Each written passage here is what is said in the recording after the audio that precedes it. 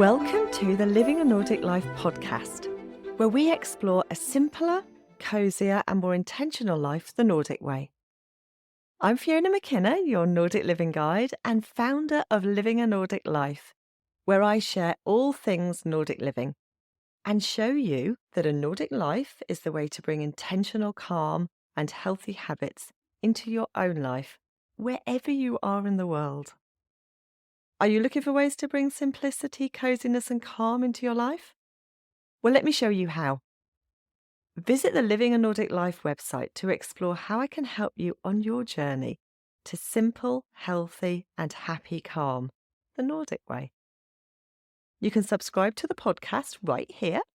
And if you want regular inspirational emails sent with love from Norway and straight to your inbox, don't forget to subscribe to the Living a Nordic Life newsletters. And so now let's dive into our episode. Hello. It's been a little while since I did an introduction here on the podcast. In fact, it's been a very long time. And I have a sneaking suspicion I've only ever done one. And that was my first ever episode back in May 2003 when I started the podcast.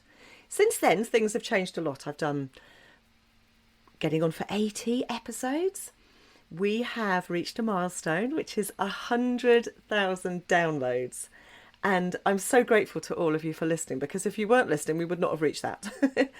The podcast is also in the top 5% of podcasts in the world. And it's the top podcast for Nordic living. So thank you so much for being here and for listening. And also supporting me and for giving me reviews. I love that.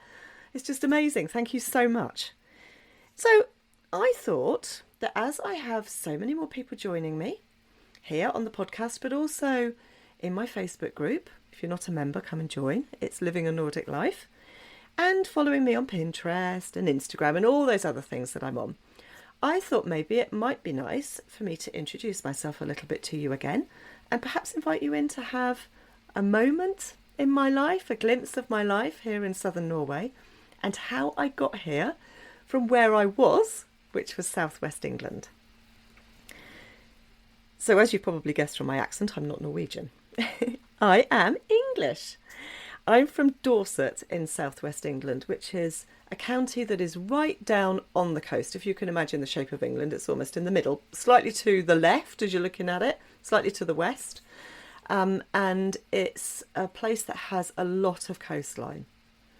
It's green rolling hills and grassy cliffs that meet pebbly beaches. And it's also known as the Jurassic Coast. It's a very old piece of coastline, as you can imagine. That's why it's called the Jurassic Coast. But it's where some of the world's first fossils were ever found. And if you walk along the coast after there's been bad weather or, a bit of rain, then you find fossils on the beach.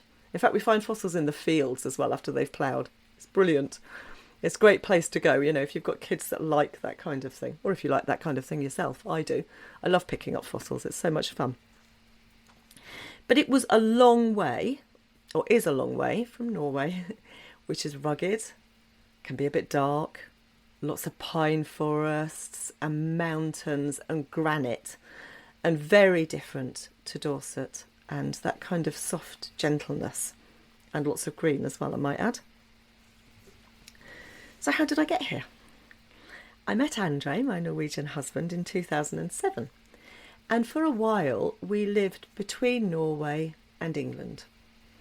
We did a lot of flying back and forth. We had our house here in Norway, but we did a lot of flying back and forth. And it was fun. I was working as an international event manager. That's not my training, actually. I'm a cordon bleu chef by trade. But I was working as an event manager and I had my own business and I was flying probably once a week at least with that. And then we were back and forth anyway. And it was fun and different and great if you don't have a family.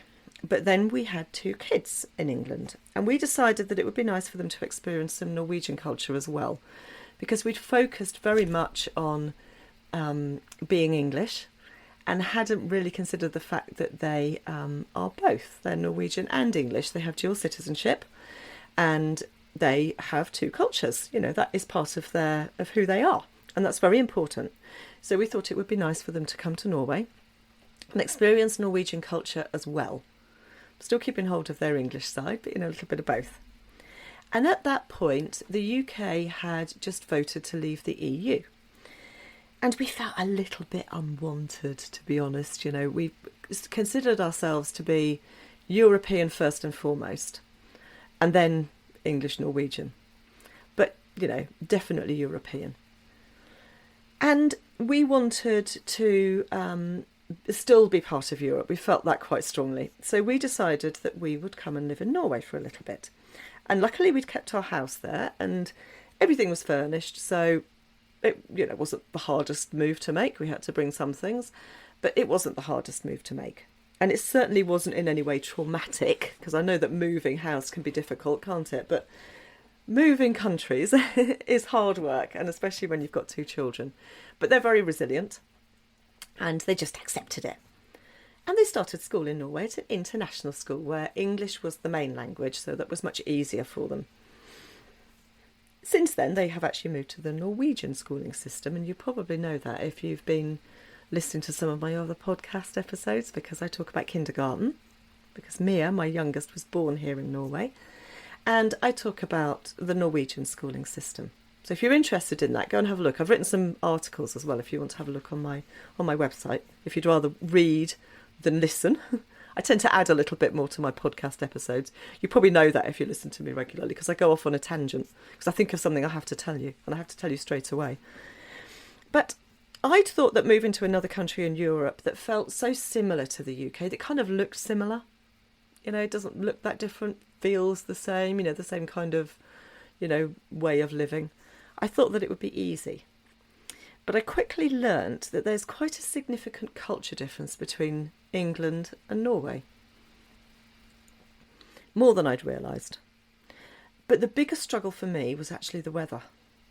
It was so different to Dorset, where we have flowers blooming all through the winter. People grow palm trees. In fact, my mum has a banana palm in her garden, and so does her next door neighbour, with bananas on it. I noticed last time I was there. I'm not sure that they're going to be able to eat them. They didn't look edible, but yeah.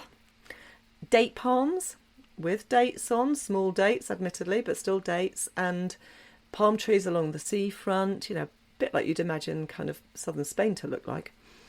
And it's very subtropical, so you can grow pretty much anything. But it was kind of different to what it was like here. And I'd considered myself, while I'd been in England, to be pretty outdoorsy. In fact, I was considered outdoorsy, to be honest. I would hike for miles and miles at the weekend and try to get as far away from civilization as I could. So I'd park my car and I would hike.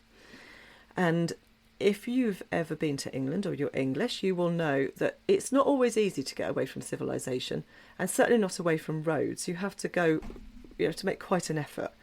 It's a densely populated place. Dorset, admittedly, and the southwest are more sparsely populated, but you still have to make that effort to get away. So you need to be able to hike some distance, and not necessarily in easy terrain either.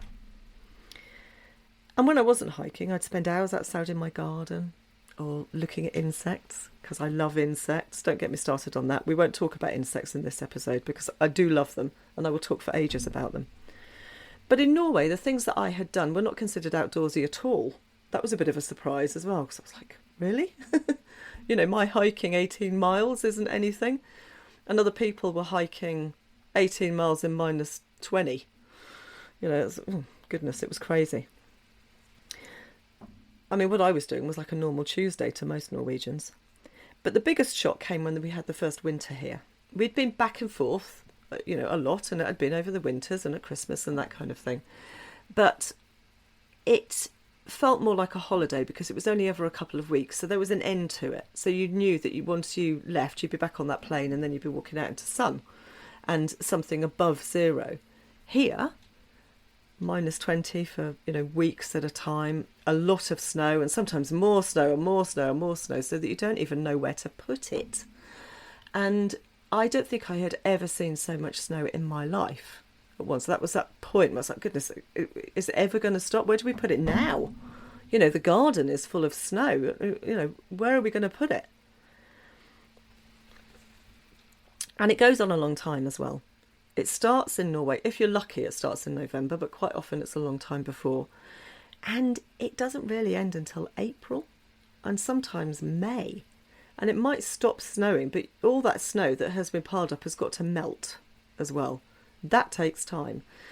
And although I live in southern Norway, where we don't get quite so much, there are places in the north where there's still snow. And I mean, we've been up into Oppdal where there's been snow in July. Yes, that's true. That's at the top of a mountain, admittedly, but not a high mountain, but yes. The temperatures that I was seeing as well, I'd only ever seen on photos and in films. I'd never experienced minus 25, or on one winter, I think it was minus 37. That is cold. And as you can imagine, I was really poorly dressed. I hadn't gone shopping for clothes here in Norway, and the clothes that I had brought, and also the clothes that we'd brought for the kids from the UK, were really poor choices. Even if you went and bought, the most insulated things, they still weren't good enough. And not built for the kind of endurance that these things need every day for 6 months at school when they're outside in snow every day. You need something that's pretty hard wearing. And I didn't enjoy it. I didn't enjoy it at all. I just wanted winter to end, and I was counting every day. Just, is there any sign of spring? And I was seeing photos from friends in Dorset and family in Dorset with pictures of their daffodils and their snowdrops up in January, and we were under 2 metres of snow. I realised then at that point that if I was going to actually start to enjoy life here, I was going to have to learn how to enjoy it. And that's really where my blog and my Facebook group and things started, because I realised that there are other people who felt the same way as me. They weren't living in Norway, but they were feeling the same way about the seasons particularly, and about not really making the most of life. And so I started to learn that from friends and family and from observation. This was actually a little while before I started my website, but I did, about how people lived and how they enjoyed it. And I started to try to learn to love the gentler months leading up to winter. And for me, that was autumn, because I felt that spring and summer, it was effortless to love them. It was easy. But autumn, I hated. And I hated it not because it was autumn. That sounds mad, doesn't it? Because I know that most people who kind of following this way of life and, trying to embrace these things love autumn because it's so cosy. But for me, it was the start of winter, or it was a reminder that winter was coming. And I hated that. So I didn't like autumn at all. I couldn't see the benefit in it. And I certainly couldn't find the joy in it. So I made a concerted effort to love autumn first, because I thought that would be easier then to learn to love winter. And now I love autumn. Autumn's one of my favourite seasons because there's so much going off. It's so colourful. It's a little bit cooler than summer, and you get slightly fresher mornings. And there's such an abundance of things to look at, an abundance of things to pick, to eat, if you forage, which I do. And it made it much easier for me to start to love winter. Once I'd done that, I realised that I could actually love winter. And I started looking for all the lovely things about winter. And I love it so much that I tell everybody about it, I share it, and I teach other people how to love winter. Because I had a way of doing it, and it worked for me. So it could definitely work for you. Or at least you can try. There's so much to love about winter as well. I know it can be cold, and you don't have to be out there 24 hours a day. You get out there and the air is so much fresher. The light is so much better. So you can see much further. There are no leaves on the trees. So you get to see views that you'd never see in the summer. And also then, you go outside, there's an opportunity to come inside and have a hot chocolate or a coffee. Light a fire if you have one. Light some candles. We can't do that in the summer, can we? It doesn't feel the same. get a fluffy blanket, put on your fluffy socks. All these lovely things that winter gives us the opportunity to have that should be making us love it. It's actually a really nice time. And the Norwegian philosophy with winter is that the harsher the winter we have, the more we appreciate spring and summer. And if you start to look at it like that, then that helps you appreciate the whole year. We don't want to waste that. So let me tell you now about my life here in Norway now. There's me and Andre, my husband. We got married not very long ago, although we've been together quite a long time, but marriage is not a big thing here in Norway, but we decided that we would do that. And we have 3 children. Brendan, who's 17 nearly, Millie, Amelia, who is 15, and Mia, who is 8. And we live in a little village in the county of Vestfold, which is just southeast of Oslo, kind of down along the coast a little bit. It's close to the town of Sandefjord, which for a long time was Norway's richest town. And that is because it was the centre of the whaling industry for a very long time. A little bit controversial. There's no whaling there now, although Norway does still have a whaling fleet. And they do still do whaling, in case you're wondering. It's Norway, Japan. I think Iceland still does whaling as well, and the Faroe Islands. And whale is for sale in the shops as a meat. You can buy it. You don't have to go into any shop really in Norway and you'll see whale for sale. But it was the centre of the whaling industry for a long time, and that brought in an awful lot of money, a lot of employment and an awful lot of money into the town. And it was a big thing. Our village is quiet and peaceful. We are surrounded by fields, and our nearest neighbour is, we have one on one side, but our nearest neighbour at the back is way across the field. You need binoculars really to see their house. And there are forests and hills, and it's quite wild. And there are lakes and valleys and streams. In fact, Norway is surrounded by lakes pretty much, or covered by lakes, should I say, not surrounded, but covered by lakes. We even have one in our little village. It's lovely, and it's partially landscaped, so we can walk around it. There are lights for when it's dark in the winter, because people want to go out as well in the winter. Don't stay inside.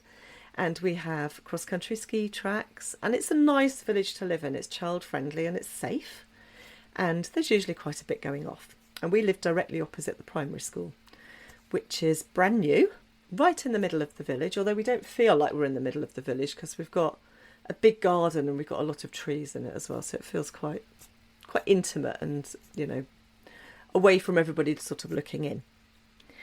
But the garden's a good size, and we keep hens. You probably know that if you've seen any of my photos, because I like taking pictures of them. I love my hens. And guinea fowl, which are a new thing. I've really wanted guinea fowl for quite a long time. I don't think I realised just how noisy they were, actually. They're always moving around in a flock, and they are always shouting at you. If they see you at the window or they see you outside, they all start shouting. It's very noisy. But we also have a dog as well, and I like to grow as much as I can in my garden and in my polytunnel, and I've really only started doing this with as much enthusiasm as I do since I started living in Norway. The growing season's quite short here, so you have to be really organised, and seed planting and potting on has to be done early in the season, otherwise you simply wouldn't get fruit from your tomatoes or your courgettes or whatever it is. There's some things that survive outside, and I've started doing an awful lot more perennial fruit and vegetable gardening, so that I don't have to keep replanting things time and again. And those are things that just keep growing, like an apple tree, for example, or blackcurrant bushes. Sometimes, if you're lucky, things like Cavolo Nero, that really lovely Italian cabbage. Well, I guess it's a bit more like a kale. And things like Jerusalem artichokes. Lots of things. And herbs, of course, they'll keep going through the winter. All sorts of things that you can just let go. So I try to do a good 50% of my vegetable gardening is that. because otherwise it's very, very time consuming. And I have a lot of empty beds in the winter as well. Although they're covered in snow, it's nice to know that there's something going on under the ground. My kitchen garden is, like I said, it's mostly raised beds because I find that easier. The soil here in Norway is quite poor, and it's easier to control the nutrient level in a raised bed than it is in the ground. And I make my own compost because we have a lot of waste, without putting it in too fine a point, from the chickens, which is very fertile, and that's wonderful. Once it's been composted, that goes in, has to be composted for a while actually, but that then goes into the vegetable garden.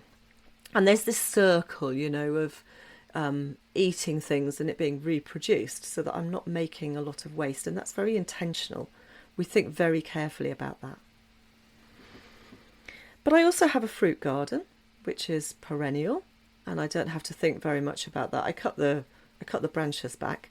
I have to keep the hens away from that as well in the spring. That's a nightmare. They go in there, they eat the green berries. They don't care. They don't wait for them to go red. They just eat everything. So everything that's hen level, because some of them are quite tall actually, anything that's hen level is eaten. So it's just the stuff on the top that's left. But I do use the leaves as well, because things like black currant and red currant leaves have got a very strong flavour, like currants. And they're brilliant to make things like fruit drinks with, and to flavour things, to flavour tea. They're lovely. But I also like to forage, and that's where being here in Norway has helped me embrace that even more. That friluftsliv, that being outside, that outdoor living. And there's an awful lot to forage here. Berries, green things, spruce tips, a lot of mushrooms. And it's something that I try to encourage other people to do, provided you do plenty of research and you are on the cautious side. Let's say, even if you're knowledgeable, you need to make sure that you are knowledgeable. You can't be like, ooh, a white mushroom, I think I'm going to eat that, because there's a good chance that that is not going to do you any good. You can eat any of these things once, can't you? That's it. But you do need to be very careful. But you don't have to necessarily forage for things to eat. You can forage for things to do crafting. You can go on a forage for beautiful photographs, for example, or simply just be outside and look at them. Because if you're outside in the autumn and you manage to get into a forest, the forest floor is like, it's so covered in colourful mushrooms that it can feel like it's flowers. It's just so beautiful. But I do like doing that. And I like to be outside anyway. And this idea of friluftsliv is something that, although I have actually done for all my life, it feels very new, because it's something that's really embraced here in a very specific way. And I like to be able to share that with you as well, that there is a name for this. There's a name for what you are enjoying, or what you're learning to enjoy, or what you have always been enjoying. And you can get out there and you can do that. And there are lots of ways to get out and be outside. Because I know that a lot of people actually think, I want to go out, but I need a reason. I need a dog so I can go for a walk with the dog. Or I need a specific reason to be outside. And if you need that reason, I have those reasons for you. I'm talking about it all the time. I write about it. I've written a book about it. There are reasons to be outside if you need them. And you can do it in a very Nordic way, which can make it feel cosy. It can make it feel like there's an element of hygge to it. And it can bring those simple moments of pleasure into your life.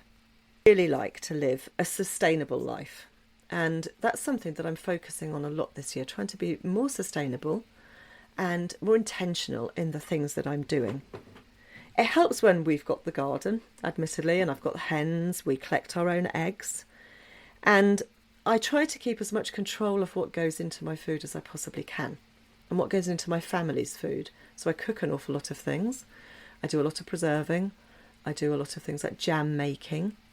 But these are things that we can do ourselves wherever we are, and they're things that I know that I would do wherever I was in the world. I don't have to be here. I have learnt this being here, and that's what's made my life so rich here. And I feel fulfilled with it because of that. But I do know that if you transplanted me anywhere in the world, I would still bring these principles with me, and I would still talk about them, and I would still try to show everybody else how you can do that wherever you are. because there are things that we can observe, like the seasons. We can shop seasonally. We can make sure that we're eating seasonal vegetables. We can grow a few herbs on our windowsill. We can get outside every day. We can try to look for those simple moments of pleasure that you have. You do have those. It might feel at times, there are days when you feel there isn't anything. It feels hopeless. And especially if you watch the news too much, for example, don't do that. But watch the news too much, or you read the newspapers, and we're bombarded with it, aren't we? And it makes us feel depressed, and it makes us want to reach for something to help. But we have that power within ourselves. And that's something that I've learnt here, and something that I'm always going to try to share. And I'm always going to try to teach other people that there is a more fulfilling, a more sustainable, and a more intentional way of living. And that is how I live here. And that is how I am always going to try and share these things with you. And hopefully you can embrace them and bring them into your own life. And that can raise your level of happiness as well. Very simple. So that's a little bit about my life and why I'm here and why I'm talking to you. And I will see you in the next episode. If you've enjoyed this episode, please subscribe to the Living a Nordic Life newsletters so you can get an email when I release a new episode. It's a quick and easy way to keep up with all things Nordic living. Please visit livinganordiclife.com. You can listen to Living a Nordic Life on lots of podcast apps, including Spotify, Apple Podcast, Google Podcasts, and plenty of others. If you've enjoyed the Living a Nordic Life podcast, why not leave me a rating? So that's the end of Living a Nordic Life for today, and I look forward to seeing you next time.